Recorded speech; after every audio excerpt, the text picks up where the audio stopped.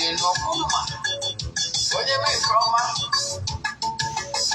ebunye ya elu si ya jide nke oji na-aga n'elu biko ka anyị gbakọ kịta wee kelee Eze-Ana Eze-Ana ga-adị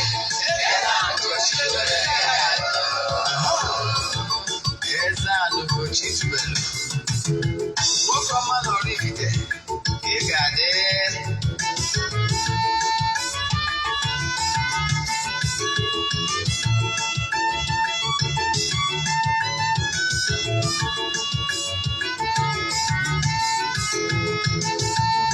ọdịnala bụ eziokwu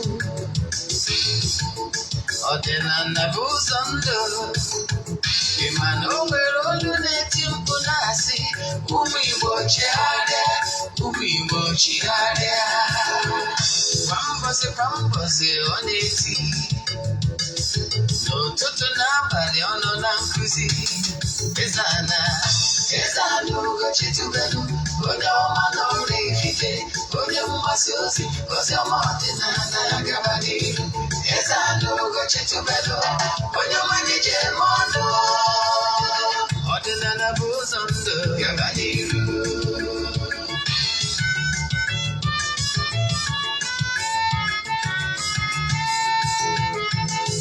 Eze-Ana Ugochi tubelu onye ọma na oraifite onye mgbasa ozi ọma ọdịnala ya gaba n'ihu Eze-Ana Ugochi tubelu onye ọma na-eji eme ọnụ ọdịnala bụ ụzọ ndụ gaba n'ihu Eze-Ana ga-adị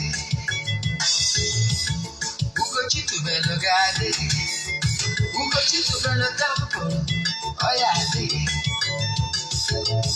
maka na eziokwu anwa chacha ndị okenye ga-anyị front and back ndị oche ga-anyị front and back front asị kara aka ghọrọ ụmụ Igbo si anyị rapụ nke anyị na nke fe ka mma buru Baịbụl bịa akwụkwọ akụkọ wepekwa chọọchị fa okpuru ụka agakwa ụtụtụ ọma na ụmụ ọdịnala Igbo abịakwanụ m n'oge awa nke eziokwu oge anyị ji awa eziokwu niile agba nke ọ bụ mụ nwa bụ Ogbuefi Eze-Ana Ugochi tubelu na-anọ n'isi ya. Oge awa nke eziokwu bụ oge anyị ga-eme ka ihe niile doo ndị mmadụ anya n'elu ụwa dum maka ndị ọ bụ taa bụ izi ha na-esonyere m afọ mbụ Ogbuefi Eze-Ana Ugochi tubelu na oraifite abụ m onye isi nchụaja na Ugochi tubelu ọdịnala tempụl anyị na-agba afa miri emi rụkwazi ọrụ mmụọ dị iche iche abụkwazi m onye isi nchụaja na ọdịnala restoration prayer ministry bụrụkwazi onye mgbasa ozi ọdịnala Igbo so you can call me an ọdịnala evangelist. I will answer. My mission is to help people live better life. N'ụbọchị taa n'oge awa nke eziokwu a sị na ọmaka ga-emere anyị mana isiokwu anyị ji wee bịa bụ signs of a called one. Ejiri mara onye a kpọrọ ọrụ agba nke mbụ ya ka anyị ji bịa part 1. Ihe m na-achọ ịkọwa tata bụ ihe ọ ga-agba ọ bụrụ na ọ na-eme n'ime ndụ gị ị mara na akpọrọ gị ọrụ ọnya ka anyị ji bịa taa mana bifo anyị gaba n'iru anyị ga-ama ọkwa dị mkpa. Ọ bụrụ na ị na-esonyere m site n'eziokwu TV, yes, ọ bụrụ na ị na-esonyere m site n'eziokwu TV na ịlaikiri ihe ị na-anụ taa na ị chọrọ ka ịnụ ya ọzọ bịa chọọ m na my YouTube channel bụ Ogbuefi Eze-Ana Ugochi tubelu oraifite. Ọ bụrụ na ị na-esonye n'eziokwu TV na o nwere Nollywood movie ọbụla ịwọchị na chanel abụ eziokwu TV mana ị chọrọ ịwọchị ya ọzọ jee na Ugochi tubelu movie productions na YouTube wọchị ya. Ọ bụrụ na movie ọbụla bụ n'Igbo jee na eziokwu TV Nollywood movies wọchị ya. onwezie mmemme ndị ọzọ ị chọrọ ịfụ na Eziokwu TV, ị nwere ike jee na Eziokwu TV jee wọchịa ya. Bịanụ ka anyị gabazie n'iru na nkụzi anyị ji bịa.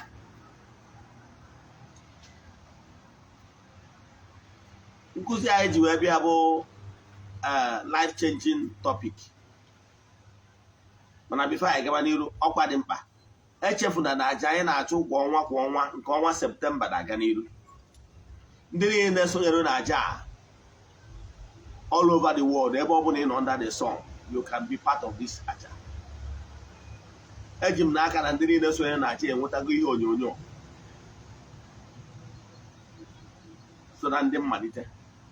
Bọsị anyị ga-emechikwa ya bụ last day of September. Anyị ga-achụkwa aja dị iche iche. Anyị ga-agbata na mmiri ga chụọ aja nye ndị mmiri n'isi mmadụ dum. Anyị ga-emekwasị n'ọfụ to entities of powers na temple, chụọ aja dị iche iche, chụkwazị aja ebulu n'isi mmadụ niile, maka na ike dị na aja a na-achụ n'igwe. Igwe bụ ike. Esigo na aja abụnye ọtụtụ ndị mmadụ elu, maka na aja mbunye elu na aja ebute ihe. Mana anyị abụrụ ndị na-eshi ihu ọrụ ma ọ bụ testimony na social media, maka na ọ dịrọ necessary, ọ bụrụ ha iji maka ebe. And I can tell you na ike dị na aja a na-achụ n'igwe. Nke ọzọzi bụ ọ bụrụ na ị chọrọ isonye na aja ihe ị ga-eme, ndị na-esonye na aja ọnwa ọbụla amalụgo ka esi eme ya. O nwere ndị na-esonye na aja since almost 2 years anyị bidoro ya every month. O nwekwasịrị ndị kwụgoro ya ụgwọ tụrụ adịghị ya. So maka ndị bụ onye ọfụ, etu isi wee sonye bụ forward ya 3 prayer request, then email donation token to the account number. Chat them na WhatsApp, agwazie gị other details I need from you in order to book you. Ihe anyị na-eme ewu, anyị were ya prayer request, anyị place ya n'altar, na-achụ aja, na-aga ọfọ, na-ekwubi okwu, na-ebe ebere n'isi gị n'ọnwa ọbụla. Yes. So etu anyị si eme ya. Then ọ bụrụ na ị chọrọ isonye na nke ọnwa Ọktoba, ife ị ga-eme bụ chat ya m na WhatsApp na 0813 8243 871. I repeat, 0813 8243 871. Ịkpọ nwere ike ịkpọ ya bụ nọmba ma ọ bụ send ya WhatsApp message. Ọ bụrụ na mụ nwa bụ Ogbuefi Eze-Ana, my PA will do it. But I can tell you, ị ga-enwetarịrị ụsa ngwa ngwa na ọbụla ịkpọ ya bụ nọmba ma ọ bụ send ya message. Then nke a bụ ihe ị kwesịrị ịma. Nke ọzọ, ọ bụrụ na ị bụ child of the temple, echefuna na aja mgbaarọ annual festival, annual feast anyị na-eme maka children of the temple all over the globe. Na nke arụ nwa na-abịa na September 16. Atụrụ anya na onye ọbụla bụ child of the temple ga-abịarịrị chụọ aja mgbaarọ ya. Yes.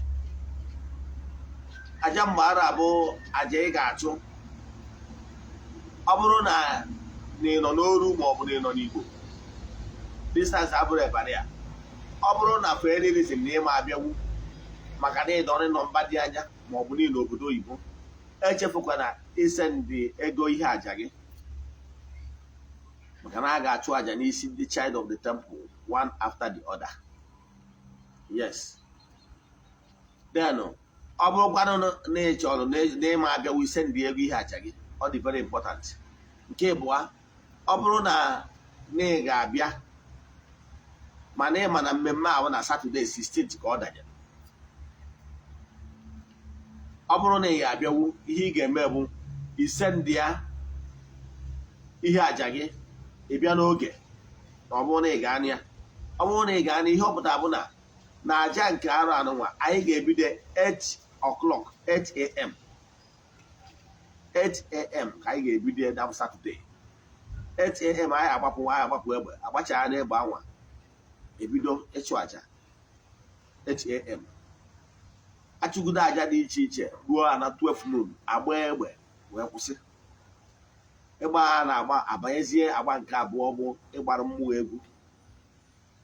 Yes. anyị kwuru na ndị egwu dị iche iche ga-abịa. Onye egwu Chinaza Igbo ga-anọ live. Nnukwu nwaanyị ije nwa mma ga-anọkwie live.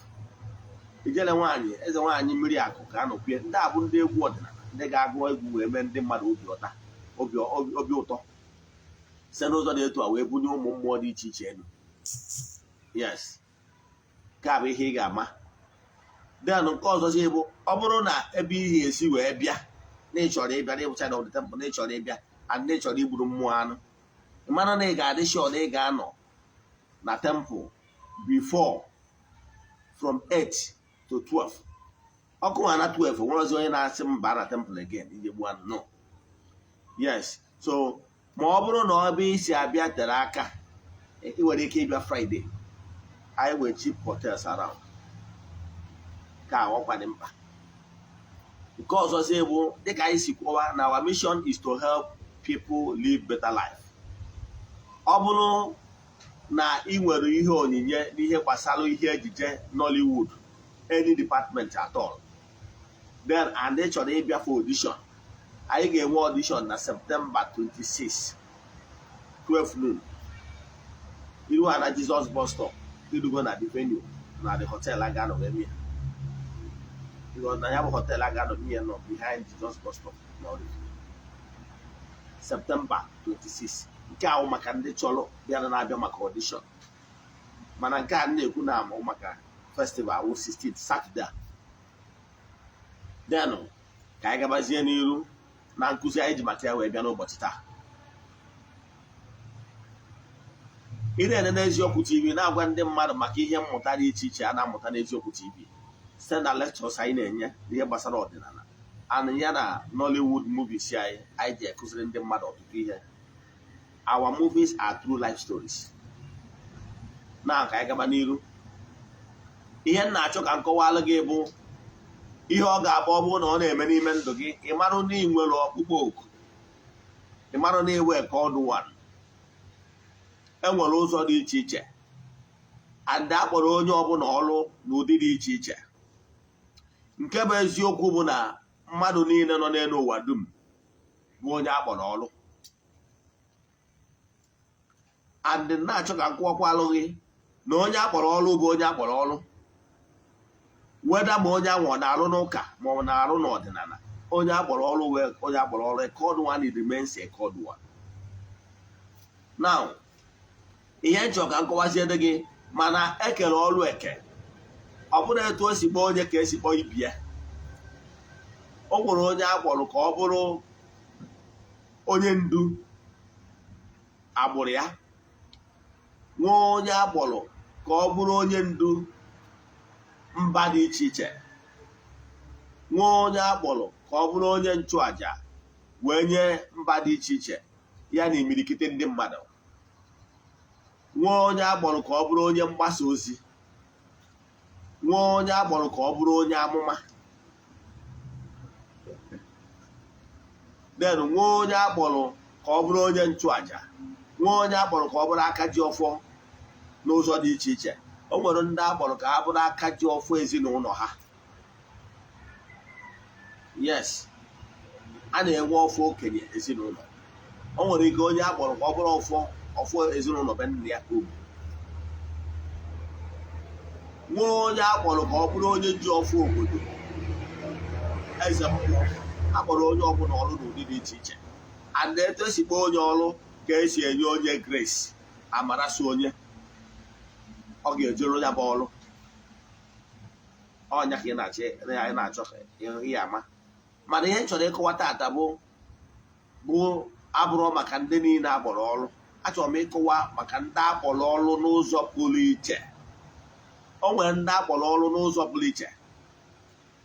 Yes, ndị a akpọrọ ọrụ n'ụzọ pụrụ iche bụ ndị akpọrọ ọrụ ka ha bụrụ onye ngozi, onye nchụaja, aka ji ọfọ, eze mmụọ wee nye imirikite ndị mmadụ. Ọ ndị na-etu aka m chọrọ ifokọs taa. Ihe njisi gị na-akpọrọ onye ọbụla ọrụ bụ na onye ọbụla nọ n'elu ụwa dum nwere ọrụ akpọrọ ya ka ọ na-alụ n'elu ụwa. Enwere ihe eji wee kee, enwere ihe eji site onye ahụ n'ụwa maka ihe onye ọbụla nwere assignment. dị very unique na ụdị dị etu akpọrọ onye ọbụla ọrụ mana a kụziri na ihe chọrọ ịkụwata bụ ndị akpọrọ ọrụ n'ụzọ pụrụ iche ka m chọrọ ịkụwa maka ha na ihe ọ ga-abụ ọ na-eme na ndụ gị mara na akpọrọ ọrụ n'ụzọ pụrụ iche. Nke mbụgolo enwere ike ịgwa gị na akpọrọ ọrụ site ife ị na-afụ na nlọ nwere ike si tụrụ nlọ were na-egosi gị ihe dị iche iche gosi na akpọrọ ọrụ. Ọ nwekwara ndị akpọrọ ọrụ site na ị na-egosi ha na-anụ voices. Enwere ndị na-anụ voice. Yes, you can call those voices strange voices. Enwere ndị na-anụ voice si n'ụzọ na-etu a mmụọ a na-akpọ ha oku n'ezighị ozi. Ọ bụrụ ihe bidoro taa, ọ dịwa from the ancient time. Ọ nwekwara ndị akpọrọ ọrụ ha bụrụ ndị a na-egosi in via pictures. Ha na-afụ ya sị na ha na-afụ ọfụ. Ha na-afụ ya in pictures. Ọ na-eme nwee ndị bụ onye ka ndị a na-akpọ na-enwe ndị bụ clairvoyance, nwee ndị bụ clairvoyance. Yes, ihe niile abụ usoro esi ezi ndị mmadụ ozi. Nwee ndị bụ their intuition bụ ihe eji agwa ha okwu. Ịghọtara ya? Enwere some great personalities eyuzugoro intuition wee na-agwa okwu. I will call few names. Mmadụ dịka Reverend Father Stephen Ogobi. Reverend Father Stephen Ogobi is a founder of Maria Movement of Priests. Yes. Ọgwa a na-agwa ya okwu intuition. Yes. Enwere many of them. A na-agwa okwu intuition. Enwekwara other bringers of messages. A na-agwa okwu intuitively. They perceive it. Enwere ndị delu akwụkwọ dị iche iche. Enwere ndị delu akwụkwọ dị iche iche like the writer of the Heaven Opens by Bowman. And there so many other writers. Intuitively. So there were so many things. Gotta many mmadụ ịmara na akpọrọ ọrụ. Enwere ka a ga-esi na-agwa gị okwu n'ime mmụọ ịmara na akpọrọ ọrụ. Then ọ bụrụ na ihe na-etu a na-eme gị enwekwara ike ezie gị ya n'ozi. Enwere ike yuzuo ofu onye ozi wee zie gị ya. Weda ma onye ahụ ọ na-eji ozi ya n'ụdị ụka ma ọ bụ na ọ na-eji ya n'ụdị ọdịnala. Enwere ike through vision, through prophecy, through ịgba afa agwa gị na ị nwere ọkpụkpọ. Mana n'ime onwe gị nwegodoro ihe ị ga na-afụ n'ime onwe gị ga-egosi gị na akpọrọ. Before mmadụ a na-ezizi gị enwere ụfọdụ ihe ị ga-afụ n'ime onwe gị ga-egosi gị na akpọrọ gị. Gee ntị ma gee ntị nke ọma. Ị na-afụ saịn ndị a n'ime onwe gị ọ dị likely na akpọrọ gị. Ịghọtara ya? Then ọ bụghị ara na-efu saịn ndị a gosiri na akpọrọ gị. Ihe ọzọ ị ga-eme bụ ịgbụ ihewazi mmụọ gị na ha so si ha na ikwetago na ị ga-arụ ọrụ a. Ha dugazie gị n'aka onye ga-agbaziri uwe olu maka na ọ bụrụ ọsọ onye nwụrụ anwụ ka a na-emezi olu. A na-emezikwa onye dị ndụ olu. You must have a mentor. Somebody must mentor you. Hapụ ọtụtụ ihe ndị akpọrọ ọrụ na-emezi kịta wee na-eme ọtọnọ. Ọtụtụ ndị mmadụ n'ụtọ mpakodo n'elu ụwa dum taa. Ndị mmadụ achọrọzi ka ha kpa n'ala wee kpa n'ọfọ. Ọ bụrụgoro na akpọrọ gị ọrụ ị ga-enwerịrị spiritual mentor. Very important. To avoid ị na-emekasị. Ị ga-abụrịrị n'ihi na eme ọfụma. Because it's only when you are doing well you will be able to excel in your calling. Mana ị nọrọ na-emekasị na-eme try and error, you will never excel. Eziokwu na-ebu onye akpọrọ ọrụ na mmụọ gbọrọ ọrụ mana agwere onye ga-akụzirịrị gị 1 or 2 gwa gị etu esi eme ya. Kama n'ụwa kịta ndị be anyị especially ndị Igbo juzi na anyị agbabọghị. ha chọrọzi mentoring. But I can tell you, ihe mentorship ji dị mma ka ị wee bụrụ professional. And I can tell you, once you are professional in any work you are doing, you will excel. Bido na mgbe gboo a na-enwe onye odibo na-agbara onye nchụaja bọyị. A na-akpọ ya okote akpa dibịa. Ọ bụrụ na dibịa na-eje mba dị anya, ọ na-enwe onye osote ya ekotara ya akpa. Onye okote akpa dibịa. Ọ bọyị ka ọ na-agba. Bido na ancient time ka mbidogoro na agba ochie na Old Testament. Ị ga-afụ na Moses zụrụ Aaron zụọ Elisha zụọ Elisha wee dịrị gbadabazie. Okay, ka ọ dọwụghị nke Jizọs Rabbi, ọ zụrụ 12 disciples apostle 12 apostles ahụ from ebe dị ahụ ọzọkwa 72 disciples. Ana m achọ ịkọwara gị for gị nwee ide ude n'ọrụ a ya calling, you must be mentored. Ha bụ onye ga-asị gị na agwụ ga na-agwa gị ihe niile abụ ọkpọ onye kpụ ya nụ.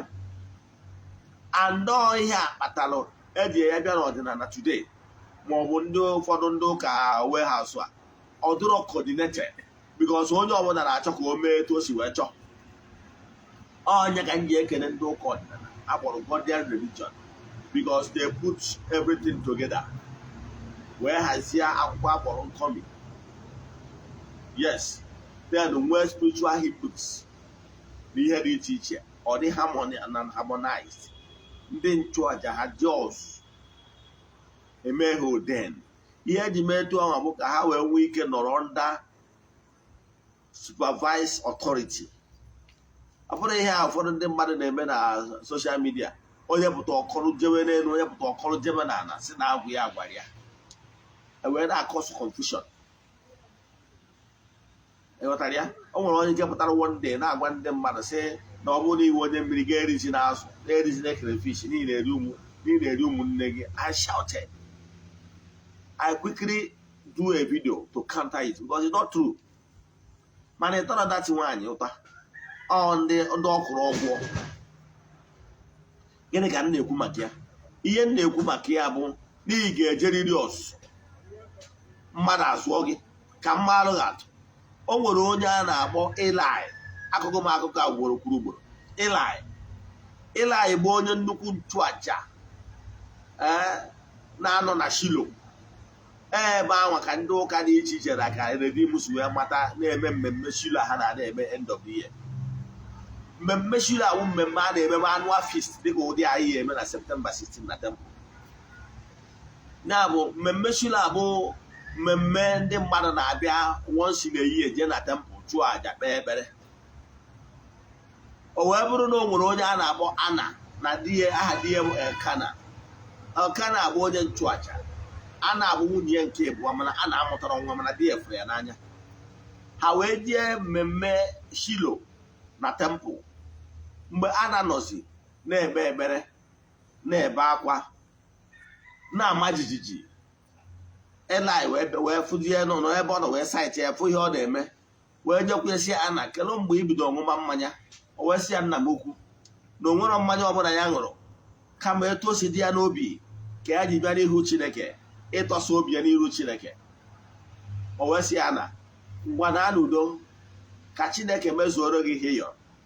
Ana na di ya narụrụ mee ka ọ dị ka di na nwunye. Ana wee dị ime wee mụọ nwa a na-akpọ Samuel, mụọ nwa baa nwa Samuel, mmiri nwa ayọtara Chukwu n'ayịyọ. O wee sị na mgbe nwa a na-etolite na ya ga-ewerekwa nwa a dugakwa n'ebe nchụaja ka a zụọ ya nwa ka ọ bụrụkwa onye nchụaja. Etu a ka esi kpọje Samuel n'ebe nchụaja. Samuel na Eli bi n'ebe nchụaja. O wee bụrụ otu ụbọchị elu, Samuel wee nọ n'ebe ọ nọ wee nụ ọnụ Samuel. O nechi anya, o nwere onye ọ fụrụ, ọ sị yara Eli bụ nnukwu onye nchụaja nọ na temple. O wee jekwu Eli wee jụọ Eli, nna m oke kpọrọ m. O wee sị Samuel, akpọghị m gị. Samuel tinyekwa azụ. Samuel nọkọtakwalụ nụkwa Samuel wee chigakwa azụ n'ebe nna ya ukwu nọ si ya nna m ukwu Ilaị ịkpọrọ m. O wee sị ya Samuel na ya kpọrọ ya, mana dịka na ọ bụrụgo onye nchụaja ma how things work. O wee mara na mmụọ na-akpọ Samuel oku. O wee sị Samuel, ọ bụrụ na onu a na-akpọ gị kpọkwa gị ọzọ, gị sị ya kube nwa odibo gị na-ege ntị. Samuel nọzi ebe ahụ akpọkwa ya ọzọ. Samuel ọ sị ya kwube nwa odibo gị na-ege ntị, ewezie Samuel ozi.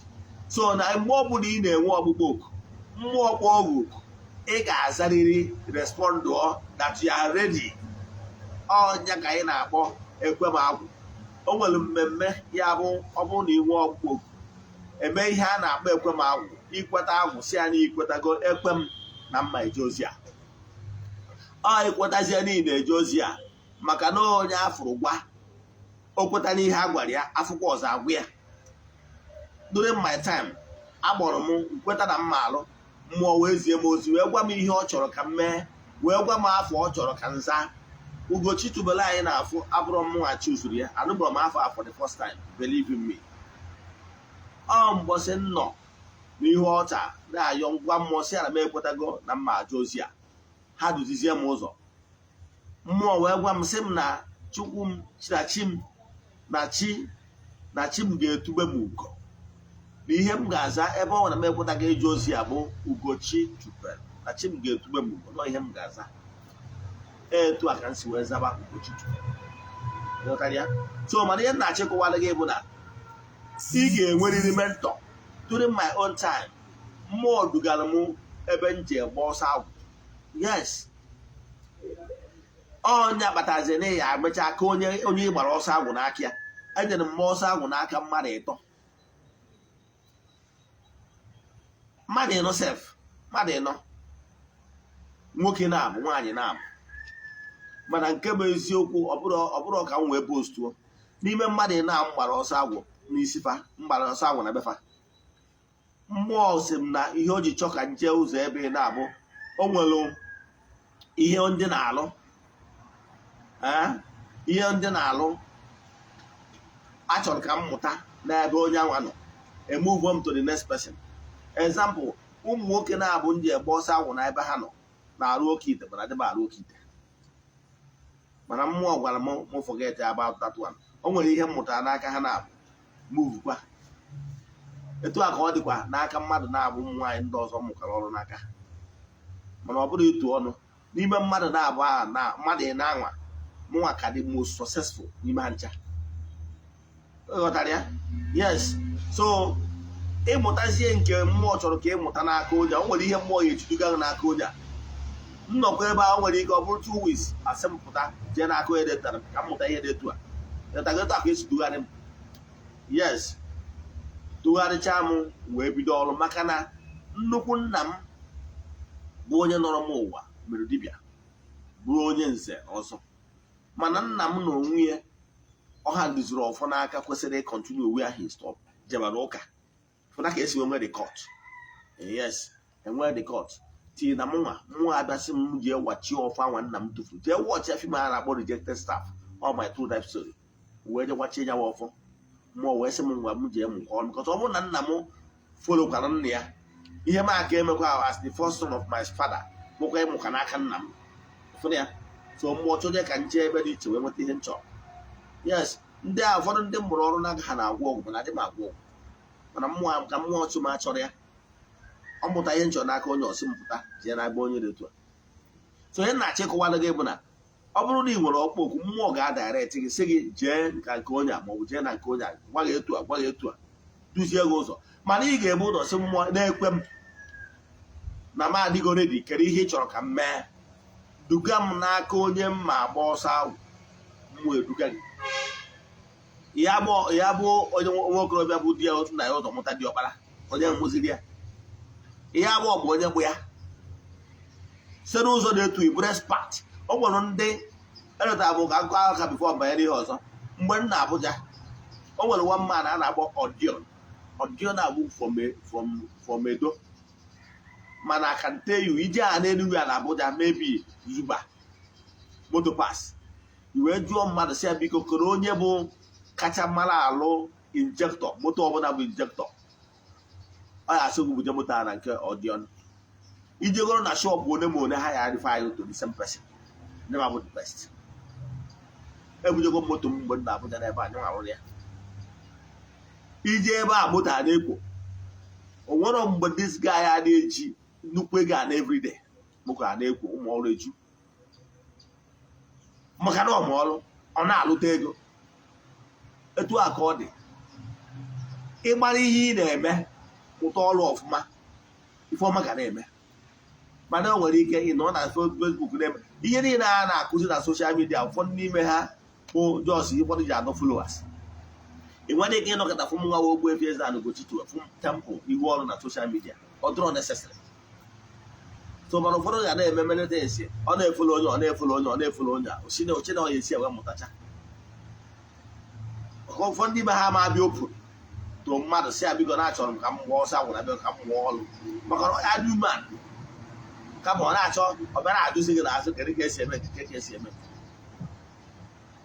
and ihe o ji dị mma ka ị gbaa ọsọ agwụ bụ na o nwegoro ọrụ ị na-arụ onyido gị ị ga-enwe nna gị ukwu maọbụ nne gị ukwu ga-asị gị mee ya etu a mee ya etu a lọtara ya tenụ ka abụgoro gbasara ihe iyi eme ma ọ bụrụ na ị nwere ọkpụkpọ oku tenụ na saịn ị ga-eji wee mmasị na ị nwere ọkpụkpọ oku nke mbụ enwere ike voice a na-abịa na-agwa gị na-akpọrọ gị maọbụ na-eziri ya n'ozi tụrụ afa maọbụ na-emere ya tụrụ prọfesi maọbụ na ụdị ọbụla esiziri ya bụ ozi maọbụ na mmadụ nọkọta akpọ gị jee osi okere ihe ị na-eche ịma ọnụ ị ga-ebido ọrụ ọ nwere ndị bụ mmadụ ga-ezi ha ụfọdụ bụ ihe ị ga na-afụ na nlọ dịka ihe ndị a ị nwere ike nọ na nlọ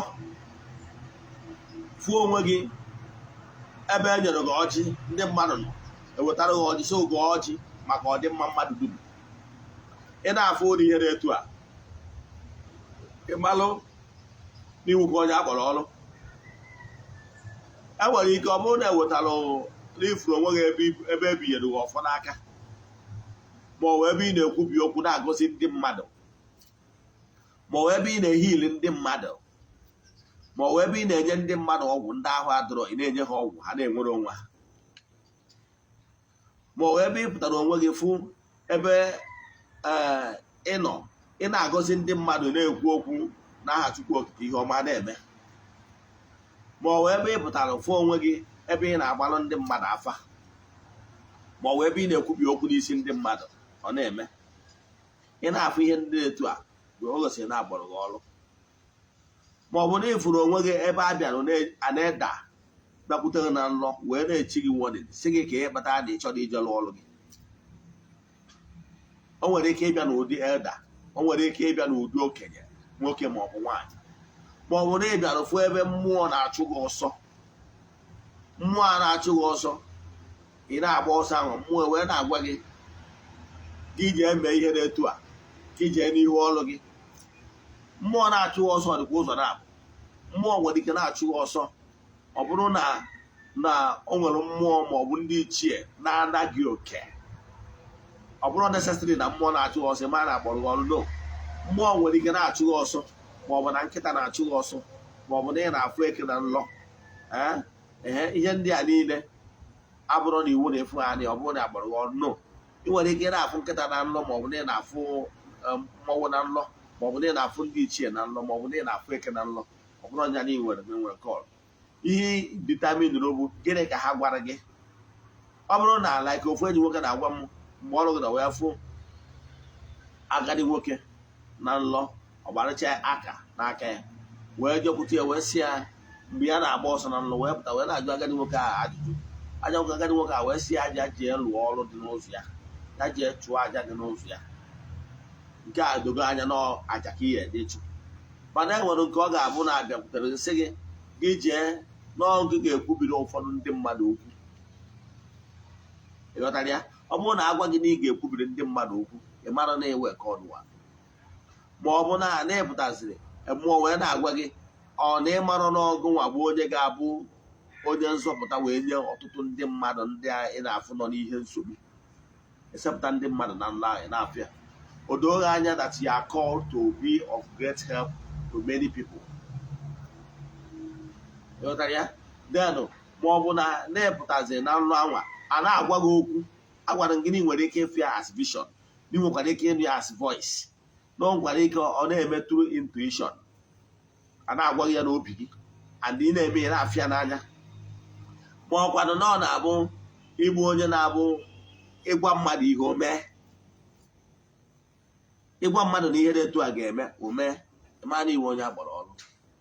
And ịfụkwakwa nnọọ na-abụ ọ bụrụ na mmadụ mejọọ gị ikwu okwu n'iwe n'ebe onye anwa nọ ọ bịa na mmezu, ma ọ bụ na mmadụ mere gị ihe ọma obi ọma kpa gị ịgọzikwa okwu ọma n'isi onye anwa, ngozi efulo n'ebe onye dị etu a nọ, ọ dị likely na-akpọrọ gị ọrụ.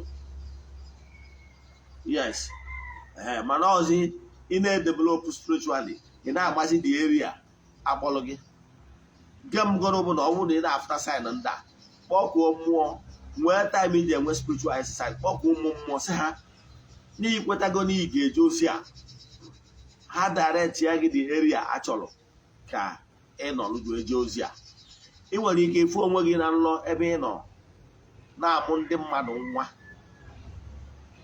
Yes, then ịfụ nke dị etu a, ọ dị likely na o nwere ike akara aka ga bụrụ ịnọ ihe gbasara nursing or whatever, ma ọ bụ na ịpụta afụ ebe ọ bụ n'oge nwanọ ndị mmadụ onye nwa ya na-aya ahụ ma ọ bụ onye ọbụla dị sik a na-ebutere iwe onye a ka ị gwọọ ya.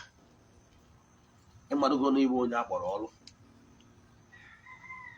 akpọ ọgụ ọrụ. O nwere ụfọdụ ihe ga na-eme n'ime ndụ gị, a ga na-egosi gị ihe, a nwere ka nọkịta egosi gị ihe si gị jee kwuo ihe dị etu a, ikwe na ọ ga-eme, ndị je kwuo oje ahụ mee. Ị nwere ike abịa gosi gị na mmadụ na-etu na mmadụ ga-anwụ na bụ ụnụ. Yes, ma ọ bịa gosi gị na soso pesin nwere ike ọ bụrụ onye bụ ụnụ mana gị na ya ma abịa gosi gị ebe ọ nwụ ma ọ bụ ebe ihe dị anya mere ya, and the truth and behold obere oge ha eme ya. And ma ọ bụ na ifuru onwe gị ebe ọ na-abụ ikwubi okwu n'ebe ndị mmadụ enwere onwe ha. Mana ihe niile abụ mgbe ebe afụwado sayensị, ị na-ediziri mentorship, onye ga-enwe ike ga-abụ ị na-alụ ụlọ ị na-akọrị ya, ị na-alụ ụlọ ị na-akọrị ya, ọ na-efolo gị step by step, na-akụziri ị na-azọ ya ụkwụ, ọ na-akụwara gị, na-azọ ya ụkwụ, ọ na-akụwara gị. Ọnya bụ ihe a na-agba n'ọsọ agwụ. Ọnya bụ ihe niile adị mentorship, usoro esi eme na etu ị ga-esi wee developụ tata onyinye amara adịrị ime gị ka ọ chakee. Akpọ ọgụ ọrụ, iwuriri ị ga-eje n'ihu ọrụ gị. Enwere ike akpọ ọgụ ọrụ, o nwere ihe a na-akpọ buying time. Akpọ ọgụ ọrụ ị nwere eme ekwe ma gwa ha na ikwetago, mana ha biko ha kwe ka nke a ma ọ bụ nke a ma ọ bụ nke a ma ọ bụ nke a dị redi, maka na adị agba aka achụ ihe na-ata alụ. Maka na ọ bụgoro na ọrụ ka ị chọrọ ibido, ọ ga-enwe ụfọdụ ihe ihe put in place iwe enwe ike bido ya bụ ọrụ. Yes, then mana mgbe ị mezere etu ahụ enwe ike nyekwuo more time, anyị na-akpọ ya ekwe ma agwụ. Minus that one bụ o nwekwara ihe o ji abụ ọ bụ iburu onye akpọrọ ọrụ. O nwere ihe kpatara eji apịawa gị azụ ma ọ bụrụ na ịjụ na ime ihe a chọrọ ka ime. Enwere sayensị. Ọ bụrụ na akpọrọ gị ọrụ and you refuse to do your work, ihe anwa na-enye gị happiness, ihe anwa bụ ya happiness iji maka esi na ịma aza ya bụ, enwere ike ịnapụ ya. Yes, enwere ike ọ bụrụ na ịbụ nwaanyị na ihe ọbụla ihe wụ ihe na-enye gị aṅụrị, ma ọ bụrụ ịbụ nwoke, ọ bụrụ na ọ mara eji gị bụ ihe cherish so much, and you can do everything humanly possible to protect that their marriage. Enwere ike ịnapụ that marriage na-enye gị obi aṅụrị ka ị wee jee jụọ ese, ka ị wee jee n'ihe ọlụ gị. Enwere ike ọ bụrụ na ego, enwere ike napụ ya ti ya biznes akrash ya. Enwere ike ịnapụ ihe ọbụla bụ ya happiness. O nwere ike ịbụ nwa, o nwere ike ịbụ ego, o nwere ike ịbụ di, o nwere ike ịbụ nwunye, o nwere ike ịbụ ihe ahụ ya biznes, ihe ahụ na-enye obi aṅụrị, akrash ya datin, napụ datin ka ị wee jee n'ihu ọrụ, ka ị wee jụọ ese. Nke bụ eziokwu m nwa, ọ bụrụ na akrashịrị my marriage, agaghị m ịbịa n'ihu ọrụ m. Mana the thing, I did everything humanly possible to protect that marriage. It crashed. Ma ka ji wee jụbazie ese gịnị na-eme wee jụwe n'afa.